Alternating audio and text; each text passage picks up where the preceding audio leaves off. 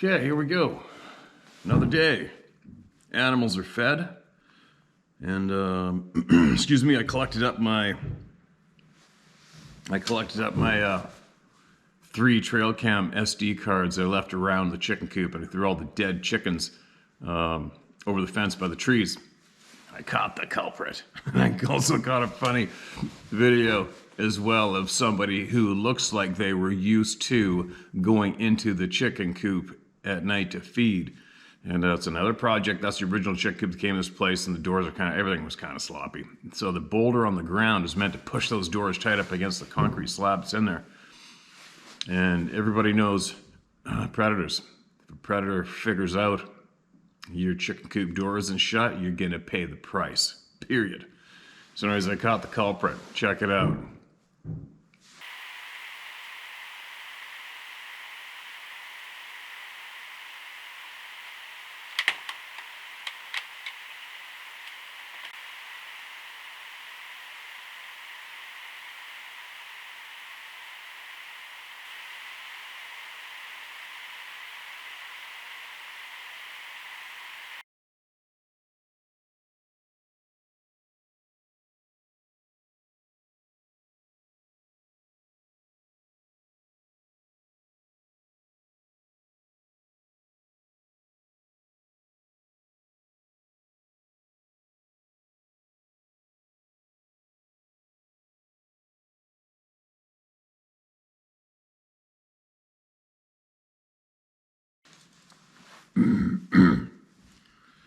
Now, what I explained to everybody here in the house was if they forget to leave the coop closed up, that little bastard will go in there and kill every one of them. I can't believe he didn't kill them all. He's killed 4. Because typically, and I know some other friends who used to have chicken coops, what typically goes down with raccoons is you can close your chicken coop every single night for months. You forget that one night, and the raccoon goes in there and annihilates them. It's almost like they have a route. They know where chicken coops are, and as a part of their nighttime activities, they do a quick drive-by. It's part of the routine. Do a drive-by? Nope, not yet. Nope, not yet. They'll leave it open one day, and that's what they do. Excuse me. So instead of having to dust the raccoon, meaning murder it. All we got to do is chop off its food source, be responsible chicken owners, and close the coop. So there, a couple deer on there, and that crazy rat trying to jump up to the door to get in to go get some free feed, little bastard. Anyway, let's see what else we got. Sarah's Stores seems to be getting fairly popular. She's told me to pass on to everybody. Excuse me. She got a little bit of hate mail saying people think it's expensive, but I'll tell you what, especially in the States right now, have you seen what the dollar's doing? Our Canadian dollar's tanking, which means if you are an American looking to purchase anything in Canada, now's the time to do it. That's for sure. But anyways, the shipping fees, international shipping fees, all the shipping fees across Canada and in the United States, all the way down to southern Texas and Florida, are included in the price of the hats. Okay, guys? So there you go. I guarantee you she's not getting rich off this shit. But a bunch sold out, so I guess she ordered a whole bunch more last night. And she wanted everybody to know she changed the name of this one hat that wasn't going. And I looked at her, and she called it Bronze. And this is the hat. This is the hat that she listed as bronze in her store. I guess everybody's like, bronze? I'm like, well, yeah, no kidding, bronze? So it's actually a tan hat. It's actually cool. So there you go. There's a handful of these left right now if you want to go grab them, whatever. She asked me to pass that on. They're not bronze. She changed the name. Anyway, let's get going and hear some voices. I was also having to clean up my computer. And I found I couldn't figure out why my computer is getting so full, losing space. And there's a whole pile of downloads in the download section. So I'm like, oh, Christ, this is why. So I'm going through all the downloads, knocking shit off and looking at them. And then I found a video in there of somebody sitting in a tree stand hunting, bow hunting. You see their arrow tip, and they sent in this recording. So listen to this one.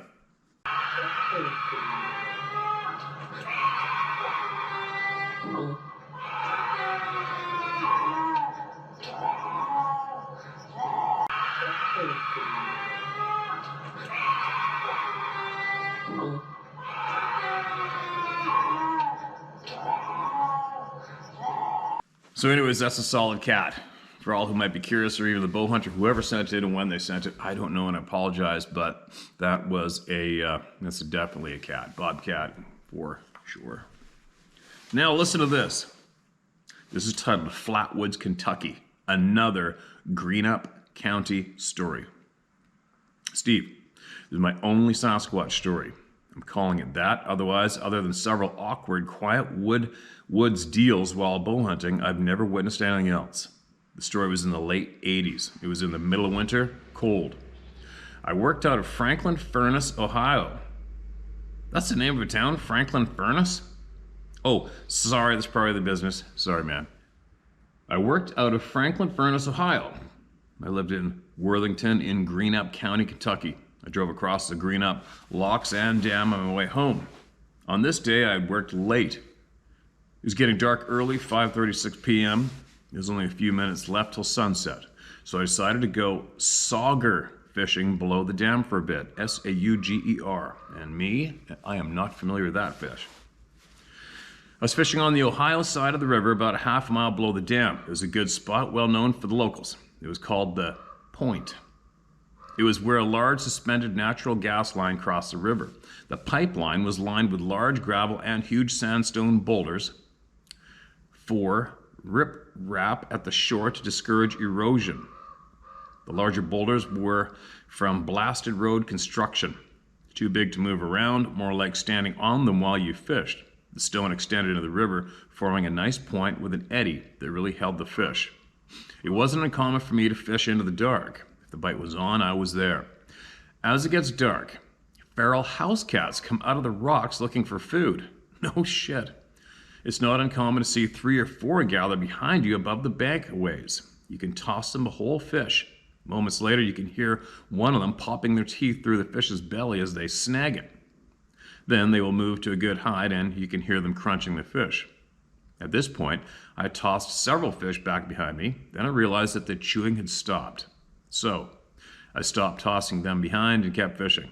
And all of a sudden, a huge rock about half the size of my head, went whizzing past my right ear 2 feet away. I could hear and feel the rush of the air as it soared past my location. Why do they do that? Seriously. It hit the water about 4 to 5 feet in front of me. It made a huge kersploosh as it hit the water. In the darkness, it was so large that as it hit the water, it looked like someone had scooped up a 5-gallon bucket of water out, leaving the hole. I caught a glimpse of the rock as it went by, and it was one of the lighter colored rocks from near the top of the hill, just left from recent construction. The top of the hill was about 50 yards behind me and 40 to 50 feet up above my location. In past years, and more recently, the dam can be a shady place to fish after dark. I've come across more than several unsavory individuals there. Up above where you park is where things happen. That's shitty. There are drug deals, drunks, and for some reason, a gay pickup hotspot on both sides of the river. As soon as the rock hit the water, I spun around, and using a guesstimate of the trajectory from my peripheral vision, I immediately spotted a head dipping behind a boulder up near the hill. Adventure dog, you found me.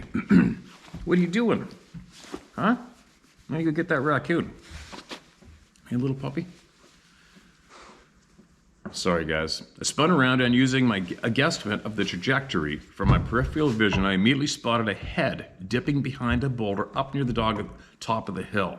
I quickly sat my rod down and ran as fast and as stealthily as I could to cut the distance in half in hopes of catching the joker that did it. I certainly didn't want to be in the same spot again when that head popped back up.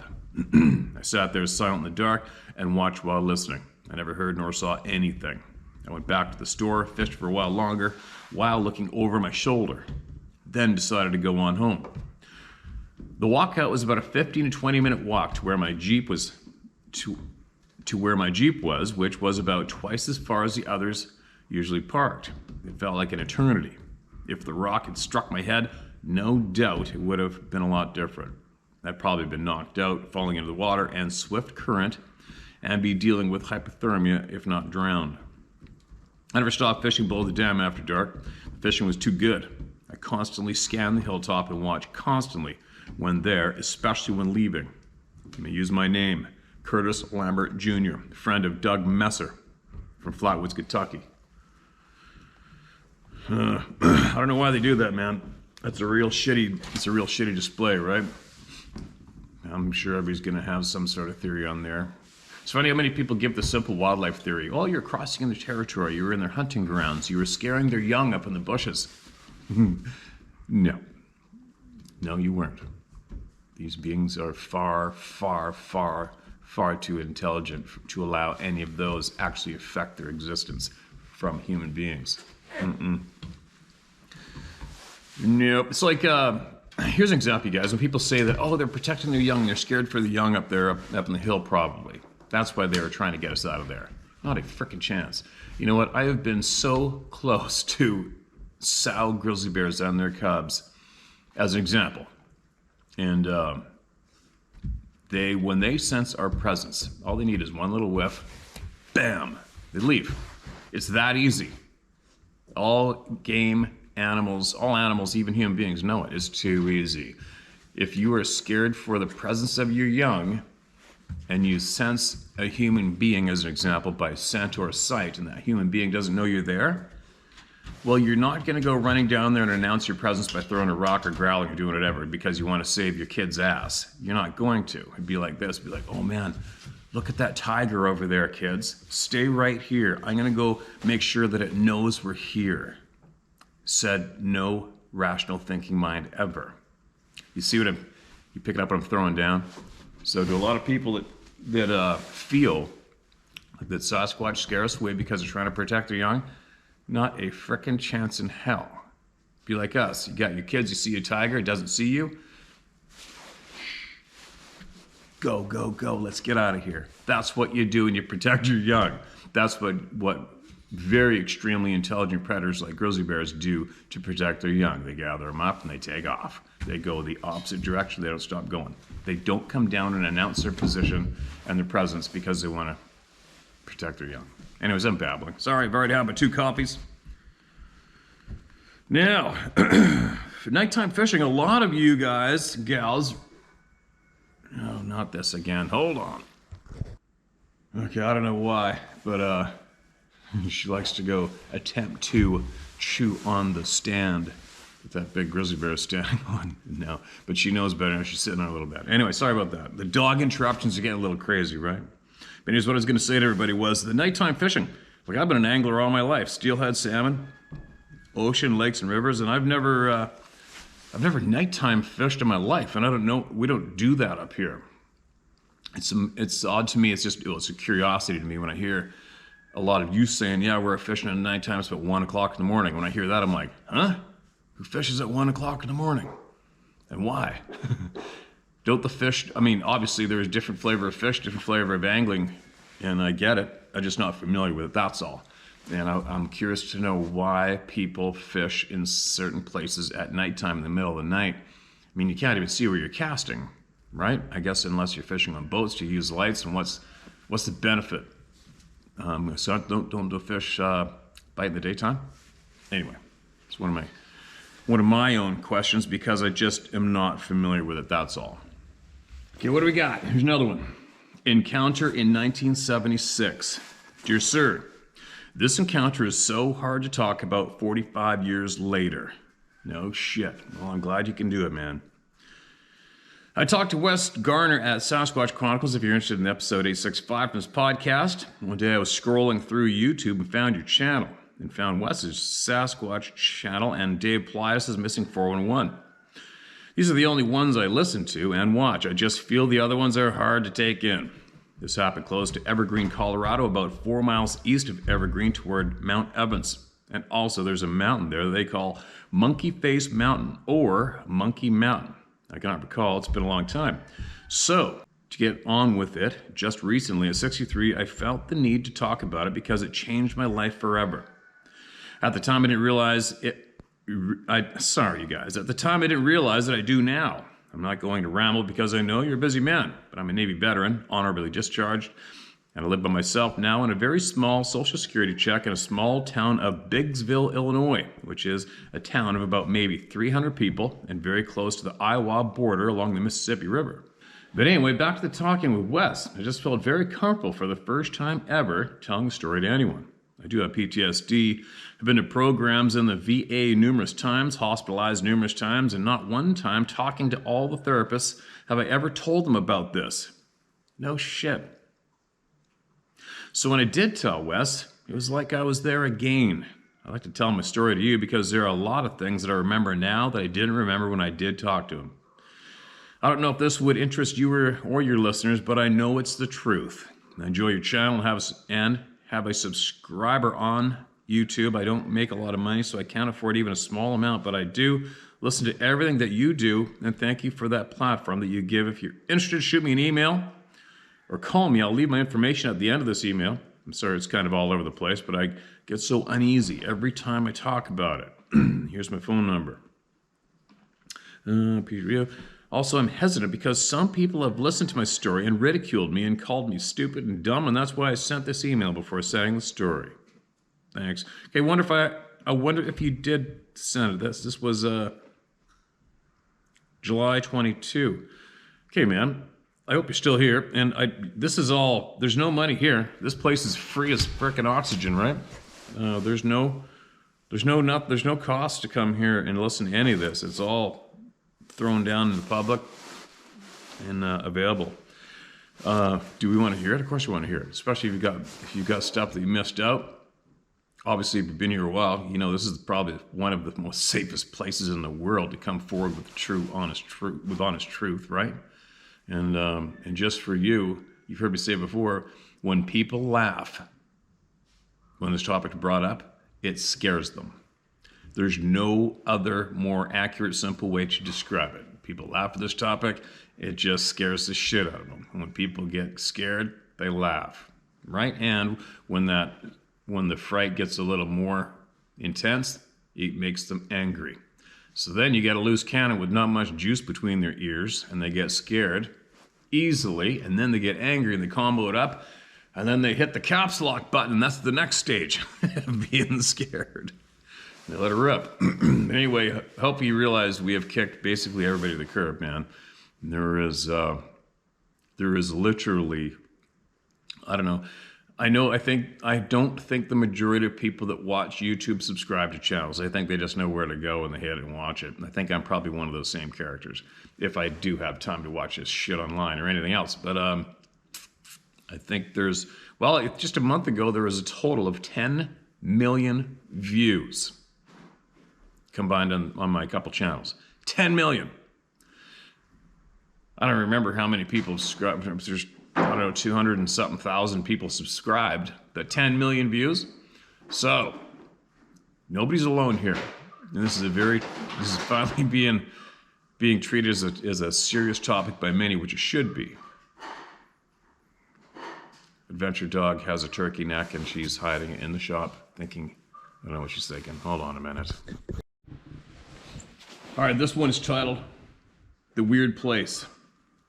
I, Steve, have stumbled across your YouTube channel recently and felt compelled to write in. I need to remain anonymous because these encounters are not mine and I don't have permission to share. I'm sharing anyway. Just call me Al. My best friend from high school confided in me 2 encounters he had back in the 70s. One while watching a logging/fire with another friend, and one while exploring Forest Service and logging roads. Both encounters happened in North Idaho. The /fire encounter was simply 2 friends in a pickup getting paid to watch pine branches burn. They were smoking a little marijuana, but that didn't matter because their high would be interrupted by the sudden noise of something big running through the forest like a bipedal bulldozer. It was tearing through brush and tree limbs like it was chasing something. The way he described it, you could tell what it was. Both men instantly lost their buzz and got the hell out of there. I don't think they ever returned. I know I wouldn't. The other encounter was what he described as the weird place. My friend used to explore roads not traveled in many years. He would seek roads that would scrape the paint off his Jeep because they were so overgrown. One such road led him and his buddy from the /fire to an open area perfectly round in the middle of a dense forest. I forgot the dimensions, but it was between 50 and 100 yards wide. Upon walking out in the opening, he discovered it was like a giant waterbed. A person could stand several meters away, jump up and down, and the other person could feel the waves. Also, the wind seemed to blow a segment of trees, then stop. Then another segment would gently move. It continued in a random pattern. The most unnerving thing was the continuous feeling you're being watched. I asked him if he would ever take me there, to which he replied with terrified eyes, I will never go back there. I've been interested in the Sasquatch phenomenon for many years, but never had the unfortunate privilege of seeing one. I have, however, seen a UFO while camping out in Ventura County, California. When you see what looks like a star begin to move, blur, and disappear, you know what it is. I work in aerospace, so I do know what a phone or a helicopter looks like at night. I do know what a plane or a helicopter looks like at night. I was in LA when 9/11 happened, and it was eerie to see 0 planes in the sky when normally you could trace the landing path to LAX in the sky. I've rambled long enough. Thanks, Steve, for what you're doing. It's more important than you may realize. Keep going, and when it comes time to fight the human monsters, I got your 6, Al. Got yours too, Al. I'm down. You know what you could do? He doesn't want to go there, but he could easily go on Google Earth and circle it and give it to you. Not that I'm encouraging you to go there and risk your ass, but that's what I would do.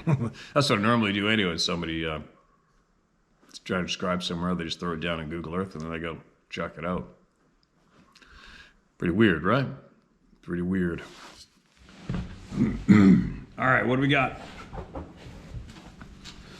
One from the home city, Victoria, British Columbia. That's Vancouver Island, south tip of the island, if you didn't know.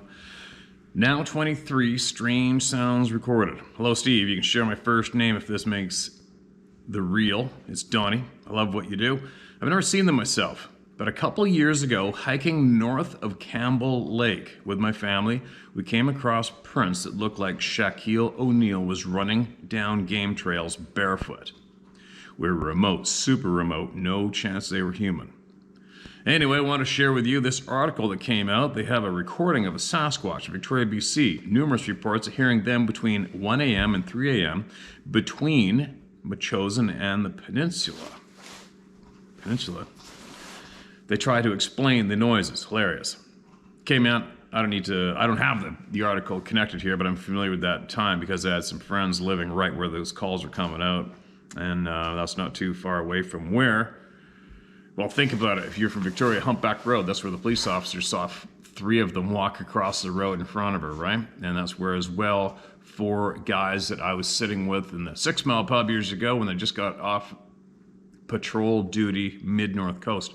And I asked them if they ever seen one, and there was 4 of them in a car driving from the Goldstream end of Humpback Road to Souk Road, and one came across and walked across the road in front of them, right there. And you know very well that's not very far from where that shit went down, right? So there you go. Campbell Lake, that must be upwards Campbell River, probably not too far from Dr. John Bendernagel found his first prints as well, right? Now, did you guys take any pictures of those prints? Sounds like you saw a whole bunch of them. Not that pictures really do much these days anyway. Now, this next one is titled 14 Feet Up. Excuse me. Hello, Steve. My name is Greg. Years ago, I was way out in the sticks in Williams Lake, BC, with some relatives and a couple of friends on a hunt. We camped about an hour off the closest paved road. I was, for the most part, there to enjoy the camping, help gather firewood, field dress, and push bush. We were out there for the better part of a month, if I'm not mistaken. Walked many miles through knee to waist-high snow, cut slashes in fog so thick I had to feel my way once I entered the tree line until the sun came up and cut through the fog pushing bush. One valuable lesson I'll never forget is to put your rifle behind you when reading a compass. That mistake cost me 1 leg from a pair of thick cotton pants, 3 or so additional hours of being lost in the dark, and about 2 extra miles of walking to get to the nearest road. 3, 4, 5 hours. You should have just sat down and went to sleep, man, lit a fire.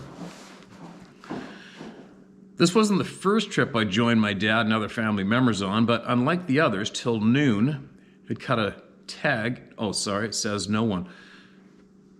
Unlike the others, till no one had cut a tag or been able to put a rack on anything until the last couple of days. The only luck up until the last week was a jackalope I chased around the truck with a 410 and some grouse. Then on the morning of the day I'll never forget, just before the sun crept over the mountain, we finished our copies just as my uncle informed us that he needed help to track a wounded deer not far from camp. My job was to push bush, of course. So my dad dropped me off about a half a mile downwind from where everyone else positioned with hopes I would flush this deer out. Okay, Adventure Puppy decided to come up for a bit. We'll see how long she lasts. The light of the sun has only lit the sky. I don't know if I can do this. Yeah, I can't do this. Get out of here. Beat it. Beat it, Adventure Puppy. Don't chew on that bear. The light of the sun had only lit the sky and not around the ground because it hadn't got over the mountain yet. So once I got into the tree line, it was still pretty dark. With my dad's 30-30 open sight lever action loaded with some spices, home loads, off I went. This boomstick was pretty old, passed down generation to generation. Apparently, my great-grandfather even lent it to the Indians to hunt way back. At least that's what I was told. Okay, back to the point. I walked about 30 feet or so into the thick. The snow at that point was waist high, and because one leg of my heavy-duty cotton pants was torn off the previous morning from falling into a huge ravine full of thorns, I was getting cold quick. I figured I would take a breather by leaning back on a big branch. The snow had weighed down enough that it was at the perfect angle. I kept the rifle covered so no snow could get down the barrel and lean back on the branch. No sooner did I get comfortable than I could very clearly hear something breathing.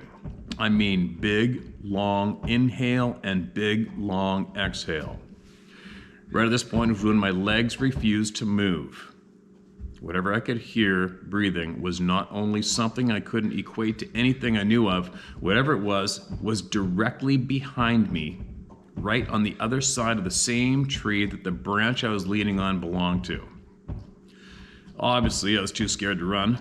Obviously, I was too scared to turn around. And why chance it when it was still too dark to try and see what I could hear breathing? Out of the corner of my left eye, I noticed movement above me. Against the dimly lit sky, I could see steam. It was the steam from the exhaling of whatever stood only 6 feet behind me. I don't recall smelling anything at all, but I do recall how quiet the woods were, other than the light breeze and the crunching of my footsteps through the snow. The real fear set in when I realized that from where the enormous plumes of steam were filtering through the tree branches, every time whatever it was exhaled was 14 feet off the ground. I know I'm accurate with my measurement, being in the construction industry my whole working life. If I was off at all, it would have been no more than 1 inch. So now my brain is rapidly going through the list of known forest-dwelling animals as fast as possible, but nothing makes sense. All I can think of is, don't let it see the rifle. Yes, I was, by process of elimination, almost positive it was a Sabe at this point. At the same time, I was almost sure I was toast until I realized that if it was a Sabe, it was more interested in that wounded deer than me, or at least that's what I hoped. After fighting with my legs to move, I slowly leaned forward enough to stand up and slowly walk straight back out of the way I came in and toward the road, the whole time praying it wouldn't notice the rifle. As soon as I was about 40 feet away from the tree, I slowly looked back over my shoulder but still saw nothing. Only the steam coming through the tree. Wow. That is, until this thing screamed loud enough to make my hair stand up. At the same time it screamed, it shook that entire tree so violently, all the snow fell and the branches were snapping off. I can't think of any way to accurately describe how violently that tree shook. It was terrifying. Like a dump truck crashing through the trees with unmistakable thumping of footsteps I could not only hear, but easily feel. It's been 30 plus years since that morning, and I haven't set foot in the bush again. Thank you, Steve, and thank everyone else here helping others. Much respect. And there we go. And there's another person whose entire life opportunities of enjoying the real world were absolutely smashed and done forever, and that's all she wrote. 30 years later, having gone back in the woods. 30 years later. That'd be pretty freaking intimidating, man. I think just the description of that tree was pretty good. That put me right there. And picturing seeing what you just described, I think would possibly have the same effect on many, many other people too, right? I wonder how many other people had that experience and are sitting here quietly watching and not saying shit, just getting goosebumps and feeling nervous and reliving what they went through too. And everybody went through this shit without being informed by anybody about it previously. Not being informed about it when we're kids growing up, especially rural kids. What the F are people thinking? What are people thinking? Not to inform communities honestly. That is such coward ass bullshit. Shame on all those coward ass pieces of shit that know the truth about what the hell's going on in our during our time here. It's not fair. Hey, Adventure Pup, don't go in there. You're going to get a rat trap on the paws. Yeah. West Williams Lake, there's been a whole pile of people email from West of Williams Lake. Both First Nations and non-First Nations people have had experiences west of Williams Lake. But all around, in all directions of the compass, anywhere in British Columbia. Right? Thanks for sending it in, man. I'm really sorry to hear that you did go back in the bush again. I wonder if you did. I think you left it out, but I don't think you shared with us if you shared that with your family or not during that trip of what happened. That'd be something else to try to describe, right? Now, there's another one. This is titled Territorial Rights, ? Hello, Steve. I've been a real critic of you and your channel for some time. Really? Why would you keep coming here? Really good campfire stories, I thought. First, forgive my grammar. I know it drives you crazy. Not really. Not at all. I have to tell everybody to be patient with me, that's all. Like I said, I was a critic, not anymore, caps lock. At first I thought kids, crazy homeless people. Nope. I love the woods, and as much as I'm always out there in some place or another, I'm in southern Ohio, about 20 miles from Huntington, West Virginia. I began hearing loud snapping sounds coming from the wood across the road from my farm. Then something howled in the wood, which turned into a kind of a grunting. I went up on the hill across the street last month and found footprints, tree crosses, and snap branches about 12 feet up. I almost shit myself when I saw this classic from what I've seen in the photos. Then it happened. As I walked, something walked when I stopped. My instincts kicked in. I was being stalked by something that knew the wood better than I did, ever. My wife doesn't believe in this. I've shown her the pics and what we hear in the woods at night. You can't fake. Lately, my dog started going off like clockwork, barking at the barn, always around 10 at night. Just behind the barn are miles of woods, untouched and serenely beautiful, ending at the Ohio River about 9 miles away. This has become almost a nightly thing, except when it's raining, then nothing. I guess they don't like getting wet either. We have a huge amount of blackberries and blueberries growing wild here. There's 2 large bushes growing at the end of one of my fields, just inside of the house itself. On 2 separate occasions, I think I surprised them. Bringing my dog out to play with her and do some things on the farm. A loud grunt, like I surprised one of them, always close to the blueberry bushes. My dog stops and stares at the hills on the occasion. I've come to rely on her for a kind of early warning when they are around. I don't hear or see a thing. Now they're getting brazen. The barn seems to be a hot spot. I don't use it very much except for farm storage. They left me a marker right where I would see it. A wood cross at the end of the road leading to the barn. It's a dead ringer for the ones they put on the hill above the barn. I pretty much stay to myself and don't usually go in onto the hill. I've got plenty of other places I explore and fish all over the area. Although I think the markers I see are just them marking what they perceive as their turf. I just think that it's better to live with them than not. I carry all the time here on the property and rarely go out at night unless I have a reason. Lights are kept on around the main house at all times at night. We've had them walk right up to the front of the house and take a trap filled with peanuts we laid there for the squirrels.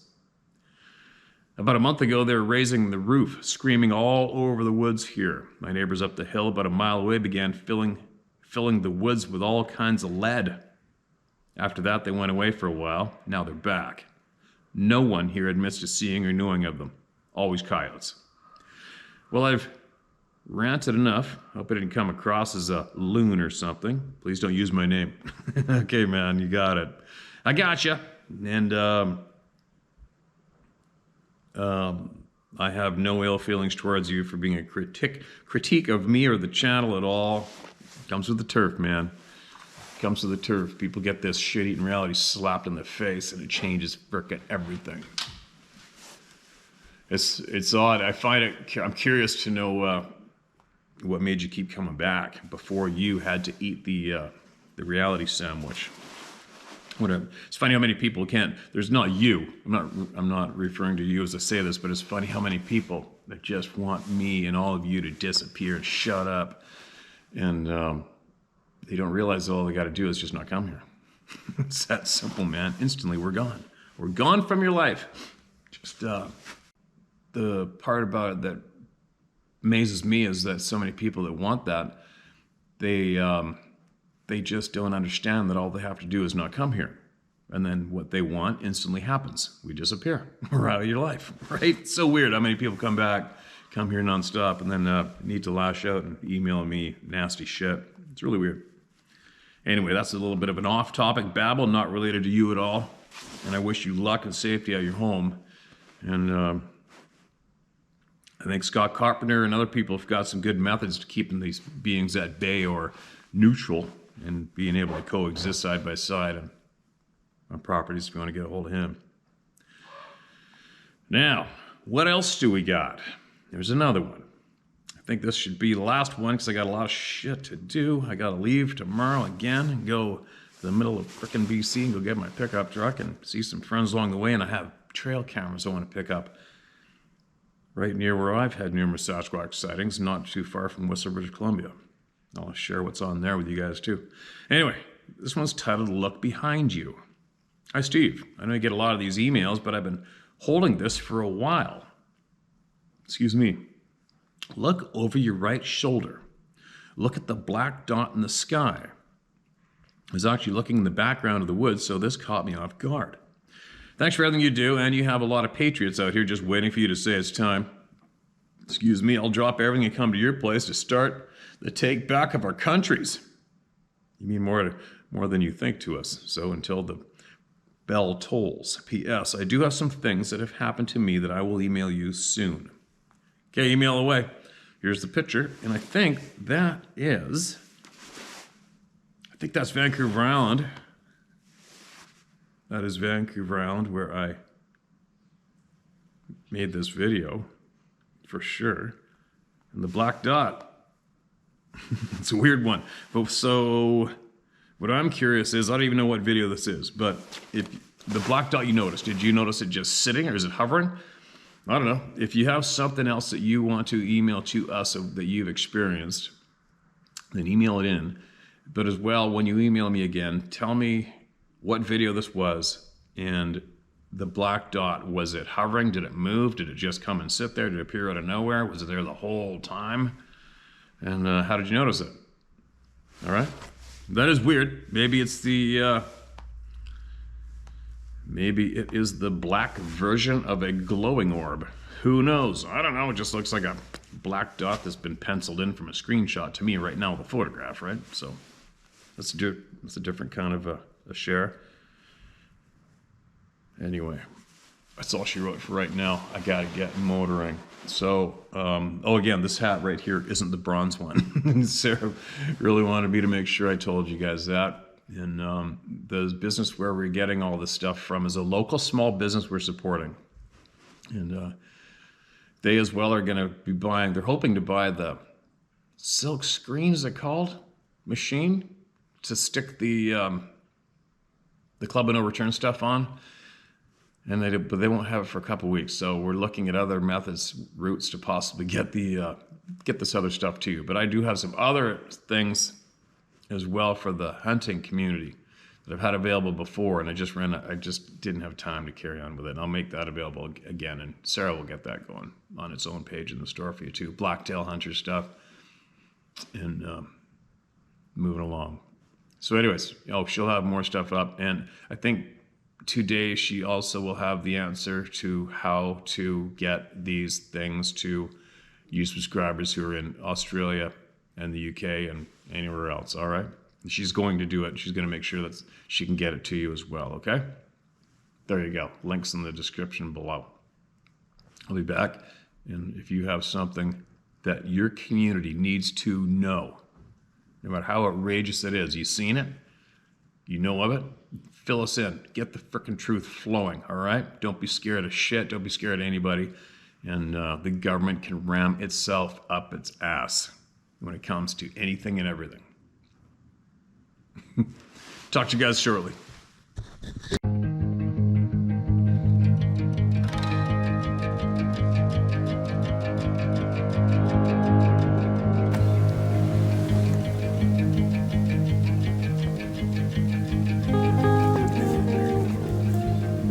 Huh? Now I wait to see what the hell we're doing.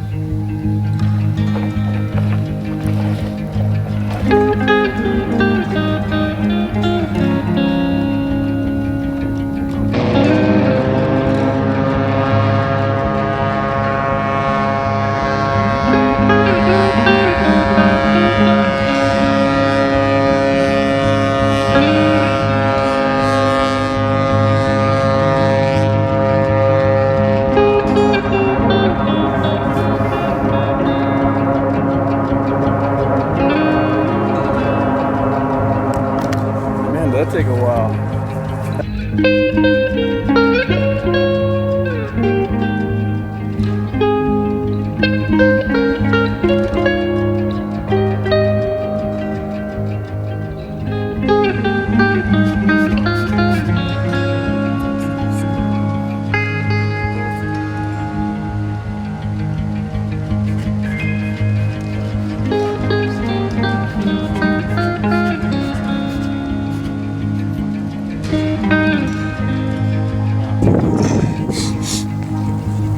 And this is how you come down.